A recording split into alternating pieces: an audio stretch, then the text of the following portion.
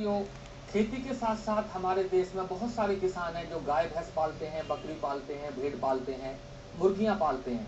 लेकिन कुछ किसान भाई ऐसे हैं जो ईमू पालन कर रहे हैं और ईमू पालन बहुत ही सफलतापूर्वक कर रहे हैं। सोनीपत हरियाणा के अंदर युवा हैं किसान, और उनसे बहुत से ऐसे किसान जो प्रेरणा लेकर इस काम को शुरू कर सकते हैं।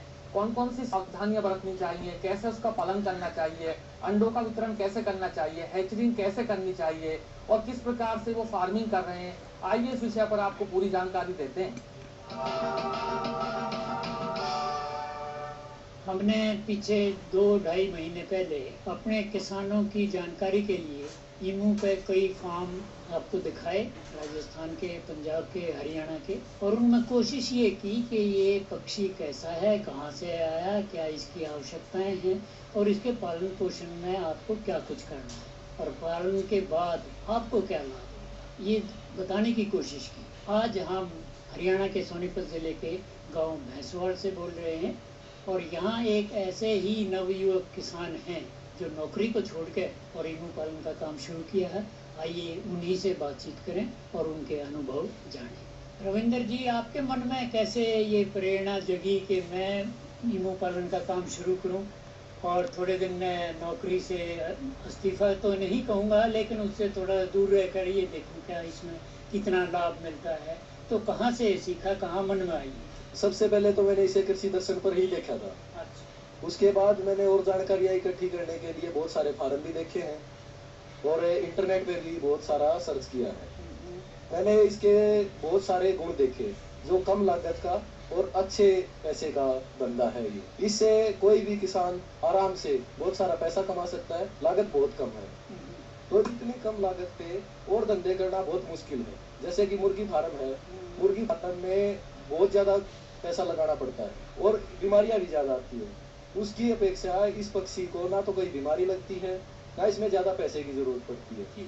इस पक्षी का जो कॉस्ट है, इसकी जो कीमत है, सिर्फ उसी के ज्यादा पैसे हैं, बाकी किसी चीज के लिए ज्यादा पैसे की जरूरत है ही नहीं। जी, आपने कहा कृषि दर्शन में देखा, वैसे ही हमें खुश करने के लिए कह रहे हो, वाकई देखा था? नहीं जी, वाकई नहीं देखा है, उसके बाद ही प्रेरणा मिली है वहीं से। हम ये जो पक्षी आप लाए, कहाँ से लाए, कितनी उम्र के लाए और कितने पैसे में जोड़ा मिल गया?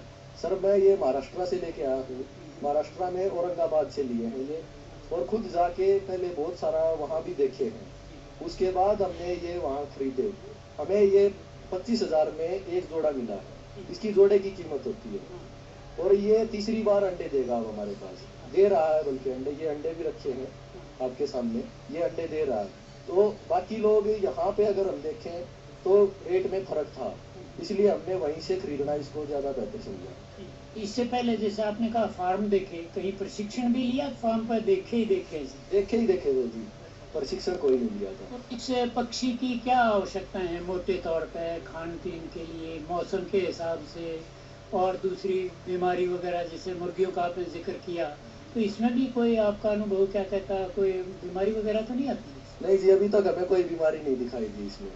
जब हमने औरों के फार्म देखे, उनमें भी कोई बीमारी नहीं है। ये जब बिल्कुल छोटा बच्चा होता है 1 हफ्ते तक का, तभी इसमें कोई छोटी मोटी बीमारी आती है। इसके पैर थोड़े से मुड़ जाते हैं और वो भी अगर देखभाल करो तो खत्म हो जाती है। उसकी भी कोई बड़ी बात नहीं है, वो थोड़ी सी देखभाल पे ज्यादा बीमारियां खत्म हो जाती है और इसमें कोई बीमारी है नहीं। और जहाँ तक बात इसके रख रखाव की है, इसको तो एक बच्चा भी संभाल सकता है, कोई बुजुर्ग भी संभाल सकता है। तो आपके हिसाब से एक औसतन एक जो जोड़ा है या एक पक्षी है, उसको कितना दाना चाहिए और कहाँ से लाते हैं? पानी एक दफा दिया बहुत है या कई बार इनके सामने ही रखना पड़ता है, इसमें क्या करना चाहिए? पानी का तो जी हम भर के रख देते हैं, पानी साफ पानी रखते हैं। रोज बदलते हैं? नहीं जी, 2-3 दिन में बदल देते हैं, और अगर खराब हो जाए तो दूसरे दिन भी बदल देना चाहिए। वो आपके वातावरण के ऊपर भी निर्भर करता है। अगर उसमें कुछ गिर रहा है तो साफ सफाई जरूरी है, और वो सफाई रखनी तो सबसे ज्यादा जरूरी होती है। वो तो किसी भी चीज में हो, सफाई तो रखनी ही चाहिए। और जहाँ तक बात फीड की है, वैसे तो सब कुछ ही खा लेते हैं, हरा चारा भी खा लेते हैं, बाजरा भी खा लेते हैं, मिट्टी भी खा लेते हैं, यहाँ तक कि कीड़े भी खा लेते हैं ये तो। और दूसरा, कई कंपनियां हैं जैसे वेंकीज है, इनका फीड भी काफी बेहतर है। इनके फीड के साथ जो प्रोटीन, कैल्शियम इनको चाहिए, वो सारी चीजें मिल जाती हैं। तो इनकी हमारी अभी तक 250 से 300 ग्राम एक पक्षी की एक दिन की औसत आई है फीड की। मेरे मन में एक बात आती है, आपके पास 10-15 जोड़े जो भी हैं, इतने में शायद रखना, अंडों का कहीं बच्चा निकलवाना ये महंगा नहीं पड़ता? क्या है इसमें, क्या हिसाब है? किसके पास अंडे भेजते हैं आप? खुद तो निकाल नहीं सकते ठीक है अंडे? अंडे का तो ये है कि बहुत सारी हैचरी हैं, यहाँ हमारे नांगलोई में भी हैचरी है जिनके हम अंडे दे रहे हैं।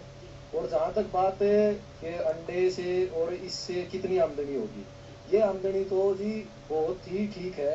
पहले साल में ये अपनी कीमत पूरी कर देगा, हमें उम्मीद है। और आगे हम भी सोच रहे हैं कि इसको और बढ़ाएं। उस टाइम बढ़ाने के बाद ये अपनी पूरी कीमत के साथ साथ, जैसे मैं नौकरी कर रहा था उससे ज़्यादा भी हो सकता है, हमें मुनाफा मिल जाएगा। तो कब बढ़ाने की सोच रहे हैं? कितनी स्केल पे ले जाएंगे बढ़ा के? अभी तो जी इसका सीजन चल रहा है, इसके सीजन के बाद जैसे नए छोटे बच्चे आएंगे उनको और बड़े पक्षी भी लेके आएंगे। हम कोशिश कर रहे हैं कि अपना फार्म में हम छोटे बड़े मिला के 400-500 जोड़े कर लें, ताकि हमें सारा फायदा हो। रविंदर जी, अब पूछ लेते हैं हैचरी के बारे में और उनकी क्या क्या आवश्यकता है।